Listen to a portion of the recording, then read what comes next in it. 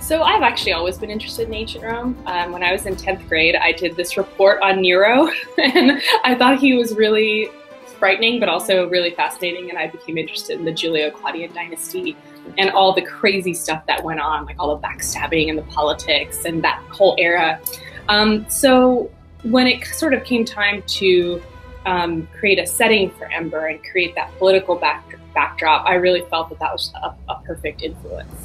Because it has all those sort of complicated elements, but is still very beautiful, and the architecture is beautiful, the clothing is beautiful, and all these other parts of it are really rich.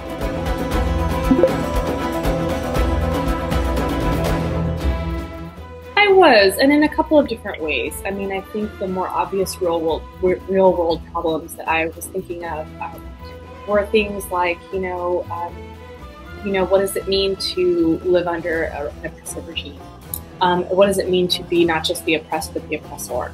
What does it do to your psyche? How does it change you? Can you fight back against that? But it also, I think, deals with more universal themes, like, what is courage? What does it mean to stand up to your friends? That's something that the character of Elias has to deal with. What does it mean to be in love with your friends when you're that age and their ideology is completely different from yours and you don't know how to deal with it?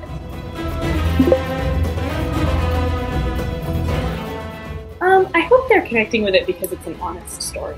I think that I really, really tried to tell the truth, even if it wasn't always pleasant.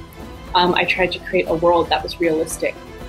Even if it is a fantasy world, I wanted the human characteristics within that fantasy world to be realistic, and I wanted human actions and interactions to be realistic. And I hope that that's what people are connecting to. I also think that young readers in particular are connecting to the romance in the book. And I think that they're connecting to the idea of hope in the darkest of times. I've been getting a lot of emails and a lot of tweets about that specific topic.